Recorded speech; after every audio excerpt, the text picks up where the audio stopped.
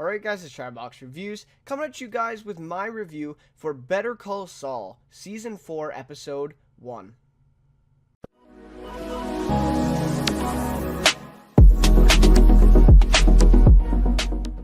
Alright, so this will be my kind of in-depth review and recap, of course, of the episode last night. So I did a quick thoughts video on the channel, so that's up if you want to go check that out. Just kind of my initial reaction. I believe it's like 3.5 minutes long video, just right after I saw the episode, jumped on, just shared my thoughts quickly, and did, talked about kind of the big events in the episode, right? But this here is going to be, more in depth, analyzing some of this stuff, maybe setting some predictions for the rest of the season here, and going forward. So anyways, yeah, so check that one out if you haven't already. Of course, if you've seen the episode, you're going to want to check that out. There's spoilers in that one. Obviously, there's going to be spoilers in this one. So apologize for no spoilers, but I assume by season 4, I'm pretty sure anyone who's, watching reviews would know what's going on, of course. But anyways, so yeah, let's get right into it. Better Call Saul Season 4. Of course, we know it was delayed this year. Usually it comes out about April 10th, the last couple of years have been.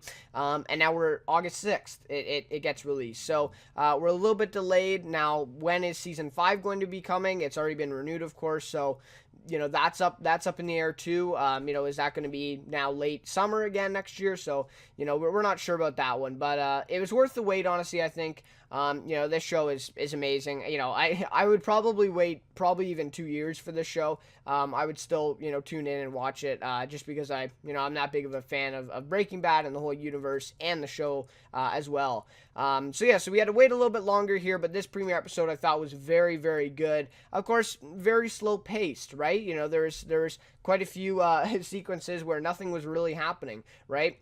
And that's just how it was, but it was a very good episode. So anyways, I'll get into a recap here, then go over my rating, favorite character, and some more overall thoughts of the episode towards the end. So anyways, so a great intro flash forward here. So of course, every season, I talked a little bit about this in my quick thoughts video as well, but every season, right, we have this flash forward of Gene, right, who is basically Jimmy or Saul, whichever you refer to him as, after Breaking Bad, right? So this is when he got that fake ID and fake identity from the guy in Breaking Bad, and he's basically sent off, I think it was it Nebraska, I think, or yeah, I think it was Nebraska, that he was sent off, and of course he's working at the Cinnabon. So each season we see another flash forward, kind of giving us some more information of where he is after Breaking Bad, which is really interesting. And I'm just wondering if we ever are actually going to see that play out. Like, is season 6, let's say, if they get a season 6, is that going to be what season 6 is? Like, actually after Breaking Bad timeline? So, there's a lot of possibilities here with these flash forwards, but a really great one in this episode, and I think maybe the best one so far. So Gene is taken to the hospital after going unconscious at Cinnabon. He kind of, faints, I guess, at Cinnabon. And so, of course, they think that he's had a heart attack or a stroke or something, right? And so they take him to the hospital, right? They take him to the emergency, and he rides in the ambulance there. So he has a scare then with his driver's license and social security number, right? Because the woman at the desk isn't able to process his social security number correctly. And so he's kind of panicking here. He's trying to get out of there as fast as he can, right? Because he doesn't want to be really involved with the police, the hospital, like anything to do with, showing ID and the social security number and all that, obviously, because he's under a fake identity. And so he's trying to get out of there as soon as possible, and he ends up that the woman actually figures it out, gets the number right, so he is all good. But then he gets in that taxi ride home, and the man is very suspicious. He has this Albuquerque little, like, I guess kind of air freshener, this Albuquerque air freshener hanging on off of his mirror there in the car, and he's, staring at him through the rearview mirror, giving him a really dirty look as well. And so he's, kind of freaking out at this point, and so of course he asks, to get out of the cab, so he walks away there and kind of turns the corner and kind of, takes a breath, and he's like, thank God, right? Thank God I got out of that situation. And so I think just this whole thing just shows how Saul is still very paranoid about his identity, right? And he's not for sure hidden away. I think, it's still possible that he can be found out. And who is this guy driving the cab? Like, was he actually just a cab driver with an Albuquerque air freshener? Was it all just a coincidence? Was he just kind of a creepy guy? Or was he actually linked to something and trying to find out, Saul's identity when he was Gene? So lots of questions raised there, I'm sure. We'll probably see the answer next season. I guess we might have to wait for it. But honestly, I still think it was one of the best flash forwards that we've seen so far in the show. So really great there. That was maybe the best part of the episode, honestly. It was great. I think it was like 10 minutes long, too, so it was really good. So we see Jimmy goes about his normal morning routine, and Howard phones him to tell him the news, right? So his brother Chuck has died in the fire. And, of course, we knew this, right? We saw this in the Season 3 finale. Kind of the last chilling scene of the whole season was Chuck, tipping over that lantern and setting the house on fire, right? And so we knew that, right, of course, but Jimmy hasn't found that out yet, right? So this was kind of an episode where he finally got the news and he's kind of left with it to process it, right? And so we see that kind of play out. So he goes to the house, right, and the coroner actually leaves right when he gets there, so he doesn't get to see Chuck's body or anything like that. But there's, of course, he sees the house has been burnt down, right? There's all these firefighters there and everything. And so then he sits on that bench outside the house, and Kim kind of comforts him as well. And she's still looking pretty bad after that car accident that she had in Season 3. So anyway, so Jimmy thinks that something must have happened, right? Because he just saw him with all of the lights on and acting like himself once again, he said about 4 or 5 days ago, right? And so he doesn't understand what happened here, why there would be a house fire, and why everything like this would happen. And so, of course, Howard kind of gives him more details of that at the end of the episode. But at this point, I think he's really in shock. Like, this whole episode, I think he's in shock, right? He hasn't come to terms with that Chuck is actually dead yet, right? He's still very much in shock, and this really shows it too. And where he can't believe, right? Like, it doesn't make sense to him that his brother would die like this. So, definitely. And I feel like just the whole tone of Chuck's death in this episode and just in the show in general is shock. I mean, like, there's really no, well, I guess at the funeral, like, some people were crying and stuff like that, but, I don't know, we just never really felt like, I don't know, I really felt like we didn't feel the magnitude of the situation, right, because they're trying to set that tone that Jimmy is feeling, and that's kind of like shock, right, he doesn't believe what just happened, right, and so that's why I feel like the show is kind of downplaying the death a little bit, at this point. So then we get Mike. So he has a pretty big part in this episode. Not that I really understood or really enjoyed it, but he did have a pretty big part. So he quits his job at that parking lot, right, to work basically for Madrigal and Gus, right? And I'm not sure if Gus is quite involved in all that stuff, but he is working for Madrigal now, right, as a security consultant. And so he receives his first paycheck for $10,000 plus, I guess. I'm not sure how long that was from working for them. But yeah, honestly, like, Season 3 happened about a year and a half ago, so I'm honestly, I really should have rewatched at least the finale maybe, but I didn't. So if anyone out there knows, maybe you just saw Season 3 before this episode and how long has Mike been now working for Madrigal? Did he just do one job for them? Did he do multiple jobs? So I don't exactly remember that, but anyways, he is working for Madrigal and he gets his first paycheck after quitting at the parking lot, which is interesting though, because I don't know. I don't understand why he would just quit totally from the parking lot job. I think maybe that even makes him look more above board, right, than, going on as a security consultant for this company. I don't know. Maybe that's just me. But anyways, so we see Nacho, so we resume from him poisoning Hector, right? And that's the one thing I loved about this episode, is they covered every single thing in that Season 3 finale that kind of they left off a cliffhanger, right? They came back to every single one of those situations and told us more, right? And also set up for the future, too. So that's what this episode did really great. So anyway, so we resume from Nacho poisoning Hector. He's taken in that ambulance, right? And so, like, we literally resume right after it happens, right? And so Gus and Nacho are just kind of standing there alone, and it's kind of an awkward little exchange there. Gus kind of gives them a look, right? And Nacho I don't think Nacho knows that Gus is onto him, and I don't think Gus quite knows the full extent of what happened, but Gus is definitely suspicious of Nacho, right? He's definitely suspecting that something isn't quite right here, right? And so before Nacho can throw away the other pills, he's about to throw him down that sewer grate, and Gus says somebody wants to see him, right? And so we know this guy from Breaking Bad. Maybe he's been in Better Call Saul before, but I totally forget his name right now. But yeah, so he is from Breaking Bad. He actually dies in Breaking Bad, I think in season 4, right? And that's when Gus is on the phone with him, and he hears like the gunfights. I guess the feds are going into his house, and he gets shot down and killed, right? And Gus is hearing this all on the phone, and then he rips the burner phone and throws it in the garbage. And he's actually in a parking lot at Los Polos Hermanos. So anyways, I think that's the same guy.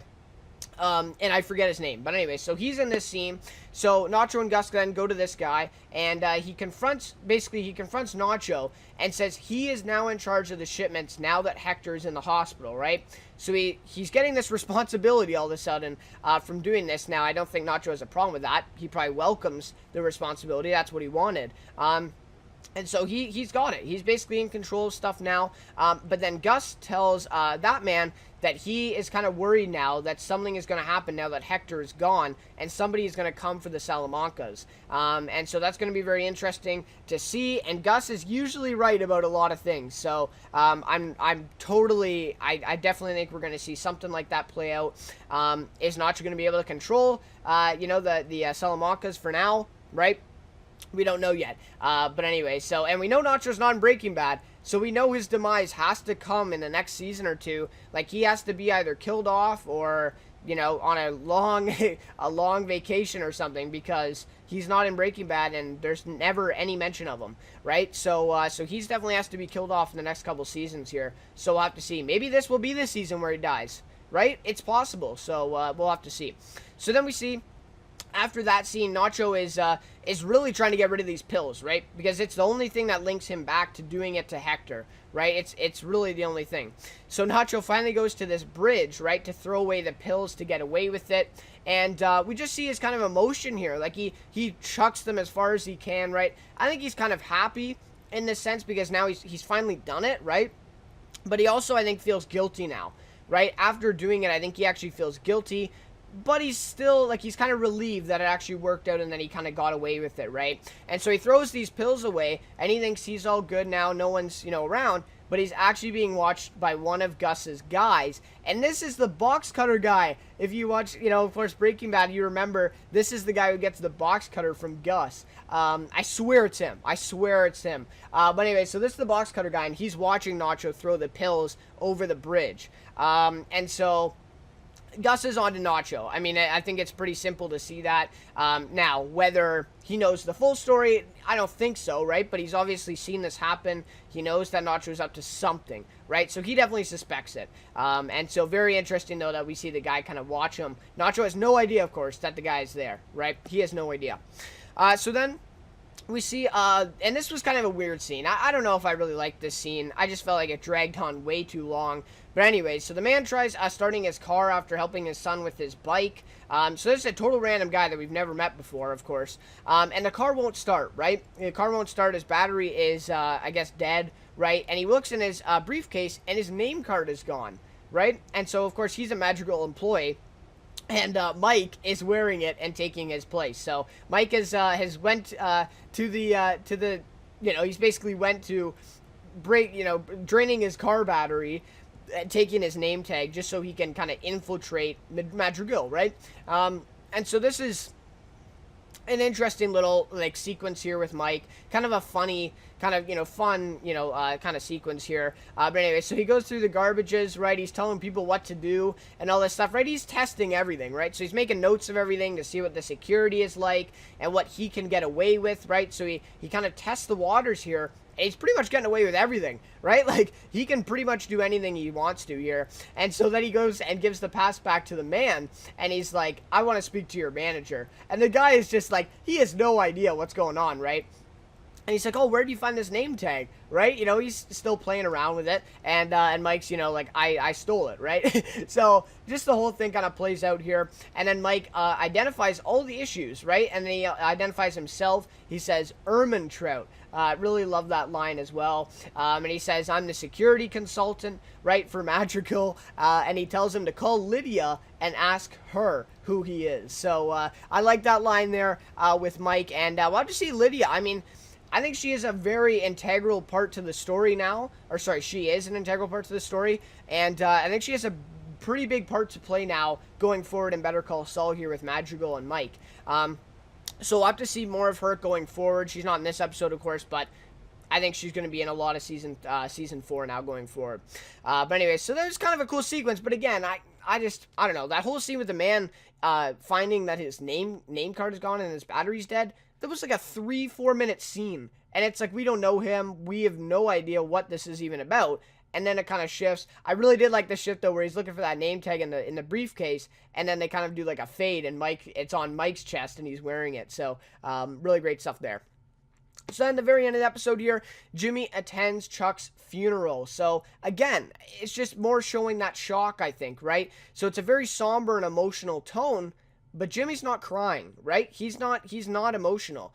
You know, I think, of course, I shouldn't say, he's obviously emotional, right? He's sad that his brother's died, but he's not crying, right? So I think that really shows that he's still in shock here. And then we see everybody coming over and like giving him their condolences. And he's kind of not really interested in it. I mean, he's acting the part. He's saying, you know, oh, thank you so much, and acting like that.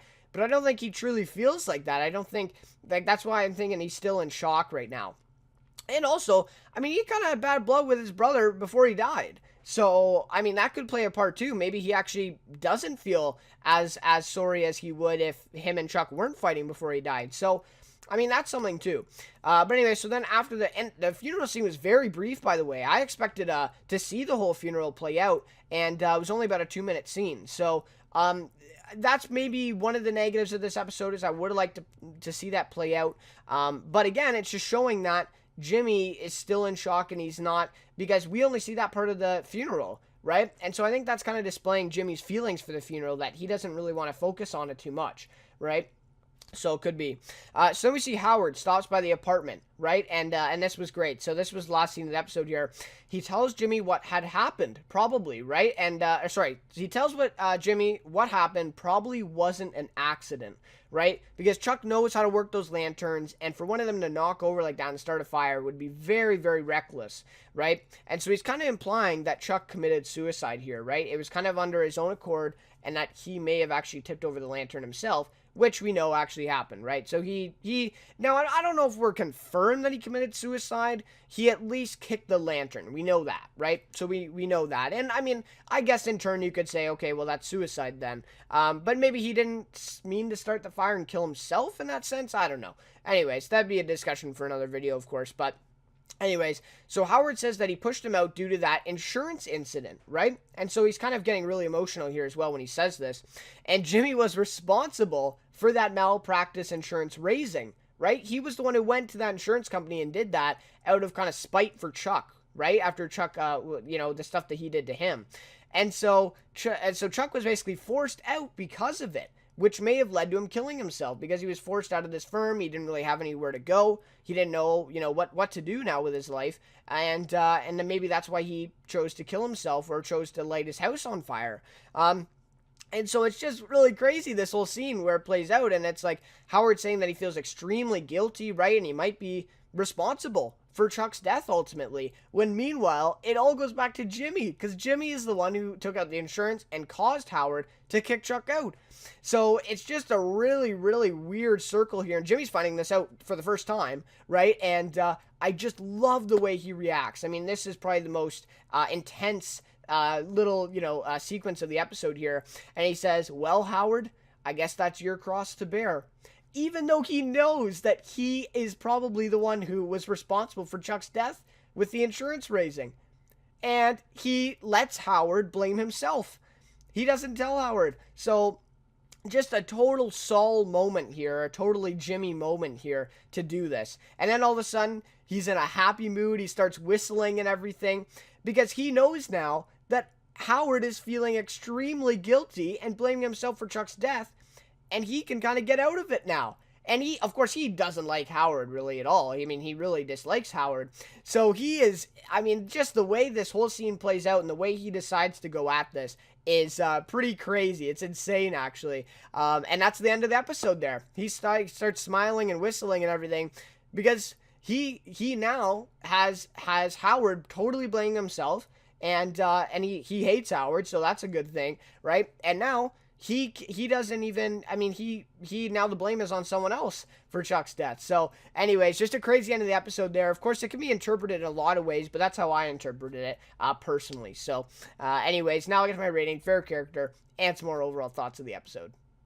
Alright, so in terms of a rating for this episode, this Season 4 premiere, I'm going to give it a 4.7 out of 5. Of course, so it's a slow-paced episode, but it answered all of our questions, right? Everything that they left off on a cliffhanger in Season 3, or at least like the major ones, right? Of course, they didn't answer everything. That would, you have to have like a 2-hour episode for that. But the 4 major kind of storylines that were playing out were answered in this premiere, and that's masterful writing. If you're able to do that all within it, I think it was a 5-minute extended episode, so 65-minute runtime, but the actual time of the episode probably about 48 minutes maybe.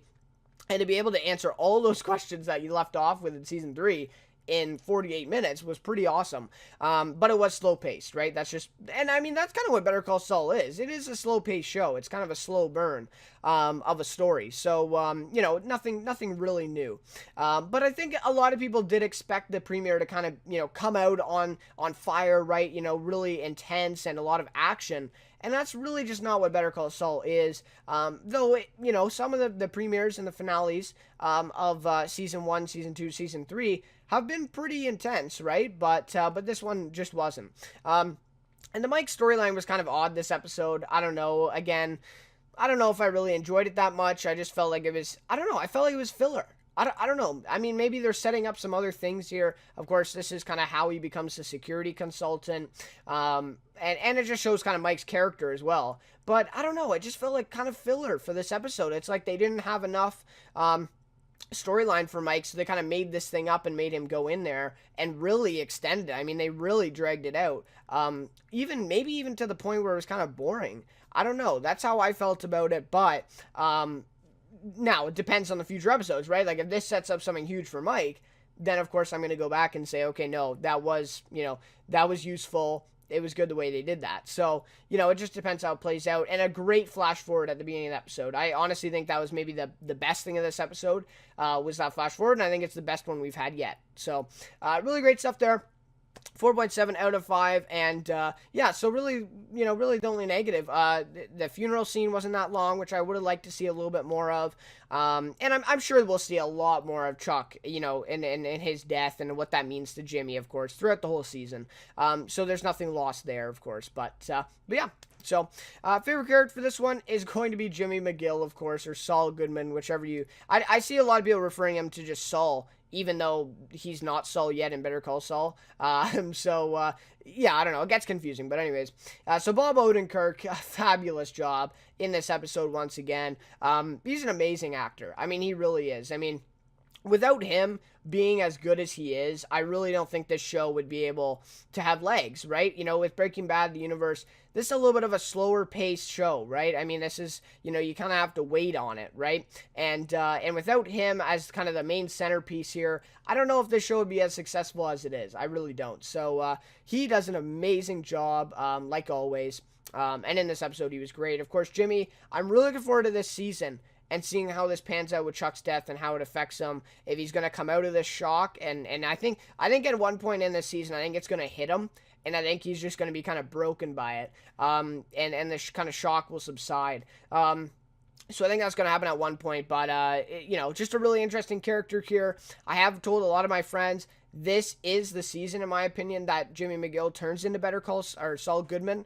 I think this is the season, whether it's by the season 4 finale or maybe even halfway through. I think this is going to be the season that he makes that transition into Saul Goodman, or at least, develops the traits and the characteristics of Saul Goodman. Whether he actually changes his name or anything like that, we'll have to see. But yeah, so I think this is the season for Jimmy. It's going to be a very interesting ride here, and Bob Odenkirk, amazing job as always. So yeah, so anyways, guys, thank you so much for watching this review of Better Call Saul Season 4, Episode 1. The title is Smoke of the episode. And yeah, so if you haven't checked out my quick thoughts video, check that one out. I won't be doing one for every episode, just for the premiere last night, maybe for the finale of this season, or any other big episodes where I just want to share my initial reaction right after the episode airs.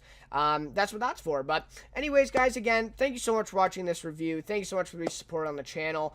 Please keep coming back week to week. I'll be doing Better Call Saul reviews for the whole season here, up until, I think, October-ish, I think. So, anyways, should be an awesome ride this season. I think it's going to be the best season of Better Call Saul yet. I did that in Let's Talk Television a couple weeks ago. So if you want to check that one out as well, that is on the channel. And talked a little bit about Better Call Saul Season 4 and some predictions. So, yeah, check that one out if you haven't already. But anyways, guys, that'll just about do it for me. Thank you so much for watching once again, and I will see you next week for Better Call Saul Season 4, Episode 2.